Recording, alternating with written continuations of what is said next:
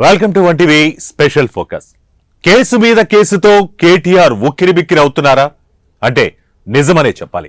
ఇప్పటికే కేటీఆర్ మేడపై ఈ car race case వేలాడుతోంది. తాజాగా నల్గొండ జిల్లా నకిరేకల్ పోలీసులు కేటీఆర్ పై మరో కేసు నమోదు చేశారు. దీంతో ఇక కేటీఆర్ అరెస్టు తప్పదనే ప్రచారం జరుగుతోంది.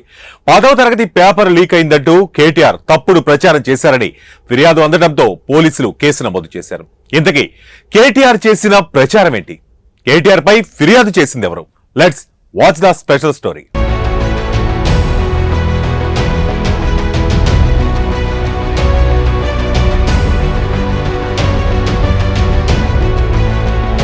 బీఆర్ఎస్ వర్కింగ్ ప్రెసిడెంట్ మాజీ మంత్రి కేటీఆర్ కు బిగ్ షాక్ తగిలింది. తాజాగా ఆయనపై నకిరేకల్ పిఎస్ లో 2 కేసులు నమోదయ్యాయి.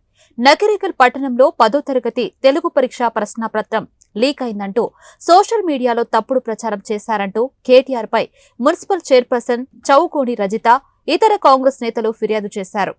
ఈ మేరకు నకిరేకల్ పోలీసులు కేటీఆర్ తో పాటు బీఆర్ఎస్ సోషల్ మీడియా ఇన్ఛార్జి మన్నే క్రిషాంక్, కొణతం దిలీప్ కుమార్లపై 2 వేర్వేరు కేసులు నమోదు చేశారు. పేపర్ లీక్ అయిందంటూ వెబ్సైట్లో వచ్చిన వార్తను వాస్తవాలు తెలుసుకోకుండా KTR social media platform X లో షేర్ చేశారని ఆ ఫిర్యాదులో తెలిపారు. అయితే పేపర్ లీకేజీ వ్యవహారంలో పోలీసులు ఇప్పటి వరకు ఒక మైనర్ బాలికతో పాటు 5గురిని అరెస్ట్ చేశారు. మరో 6గురు పరారులో ఉన్నారని పోలీసులు వెల్లడించారు.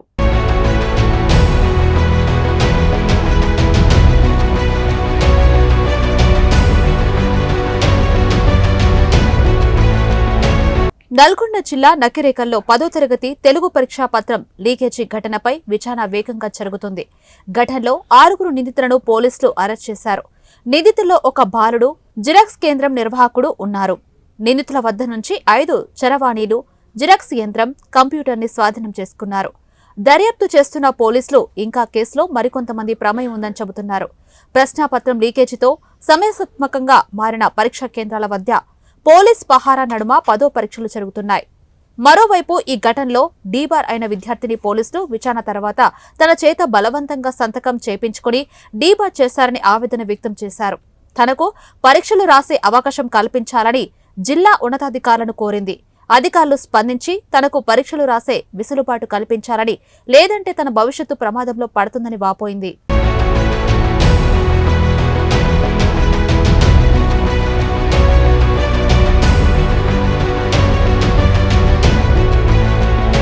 పదో తరగతి పేపర్ లీక్ అయిందంటూ కేటీఆర్ లాంటి ఒక సీనియర్ నేత సోషల్ మీడియా వేదికగా స్పందించడంపై అప్పుడే పెద్ద చర్చ మొదలైంది.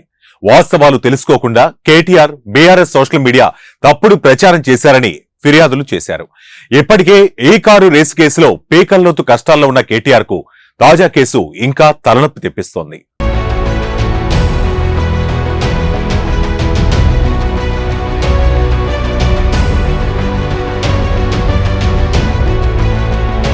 ఈ నెల 21వ తేదీన 10వ తరగతి పరీక్షలు ప్రారంభమైన కొద్దిసేపటికే నల్గొండ జిల్లాలో తెలుగు ప్రశ్నాపత్రం సామాజిక మాధ్యమాల్లో చక్కర్లు కొట్టింది. నల్గొండ జిల్లా నకిరేకల్లోని సాంఘిక సంక్షేమ గురుకుల పాఠశాల పరీక్షా కేంద్రాల్లోని 8వ నంబర్ గది నుంచి 10వ తరగతి తెలుగు ప్రశ్నాపత్రం చిత్రాలు బయటకు వచ్చాయి. ఘటనపై డీఈఓ, ఆర్డీఓ, ఎంఈఓ జిల్లా పరీక్షల విభాగం అధికారులు విచారణ చేపట్టారు. పేపర్ లీకేజీకి బాధ్యులైన చీఫ్ సూపరింటెండెంట్ తో పాటు డిపార్ట్మెంటల్ ఆఫీసర్ని విధుల నుంచి తొలగించారు. విధుల్లో నిర్లక్ష్యం వహించిన ఇన్విజిలేటర్ను కూడా సస్పెండ్ చేశారు. పరీక్షలు మొదటి రోజే పేపర్ లీకేజీ కావడంతో జిల్లా విద్యాశాఖ అధికారులు, పోలీస్ యంత్రాంగం అప్రమత్తమైంది.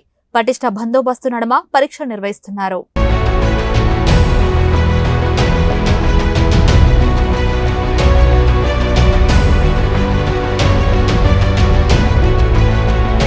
నల్గొండ జిల్లా షాలికౌరారం గ్రామానికి చెందిన విద్యార్థిని నకిరేకల్లోని ఓ ప్రైవేట్ పాఠశాలలో 10వ తరగతి చదువుతుంది. ఈ నెల 21వ తేదీన తెలుగు పరీక్ష రాయడానికి పరీక్ష కేంద్రానికి వెళ్లింది. పరీక్ష ప్రారంభమైన కొద్దిసేపటికి రూమ్ నెంబర్ 8 వద్దకు ఓ బాలుడు గోడ దూకి వచ్చి ఆ విద్యార్థిని ప్రశ్నాపత్రం చూపించాలని భయభ్రాంతులకు గురి చేశాడని తెలుస్తుంది. ఈ క్రమంలో ప్రశ్నాపత్రం చూపించడంతో సెల్ ఫోన్లో ఫోటో తీసుకున్న బాలుడు సమీపంలోని ఓ జిరాక్స్ సెంటర్కి వెళ్లి జిరాక్స్లు తీశాడు.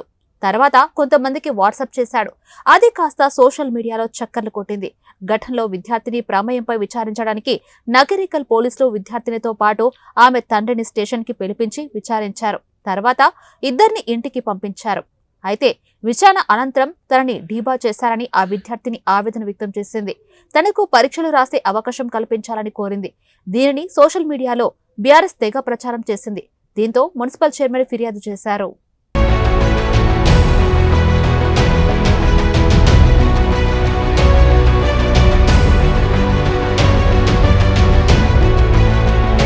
ఇప్పటికే కేటీఆర్ మెడపై ఈ కార్ రేసింగ్ కేసు వేలాడుతుంది. కేటీఆర్ పై విచారణకు గవర్నర్ అనుమతి కూడా తీసుకున్నారు ఏసీబీ అధికారులు. ఎందుకో ఏమో కానీ ఆ కేసులో పురోగతి కనిపించలేదు. మరోవైపు ఫోన్ ట్యాపింగ్ కేసులో కూడా బీఆర్ఎస్ పెద్దలు ప్రమేయం ఉందని తెలుస్తుంది. దీనికి సంబంధించి కూడా కేటీఆర్ పై కేసు నమోదు అయ్యే అవకాశం ఉందని ప్రచారం జరుగుతుంది. ఈ క్రమంలో తాజాగా మరో కేసు నమోదు కావడంతో కేటీఆర్ ఉక్కిరిబిక్కిరి అవుతున్నట్లు తెలుస్తోంది.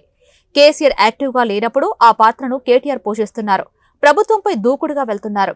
హైడ్రా, మూసీ పునర్జీవంపై కేటీఆర్ అటు ప్రభుత్వంపై ఇటు రేవంత్ రెడ్డిపై తీవ్ర వ్యాఖ్యలు చేశారు. ఒక దశలో నన్ను అరెస్టు చేస్తే చేసుకోండని, జైల్లో యోగా చేసుకుంటానని సవాల్ విసిరారు. ఈ కార్ రేసులో ఇప్పటికే ఉన్నతాధికారులను ఏసీబీ విచారించింది. దీనికి సంబంధించి కర్త, కర్మ, క్రియ కేటీఆర్ అని అధికారులు ఏసీబీ ముందు చెప్పినట్లు తెలుస్తుంది. ఈ నేపథ్యంలో కేటీఆర్ విషయంలో ఇదిగో అరెస్టు, అదిగో అరెస్టు అంటూ వార్తలు వస్తున్నా ఈ కార్ రేస్ కేసులో ఇంతవరకు కేటీఆర్ను అరెస్ట్ చేయలేదు.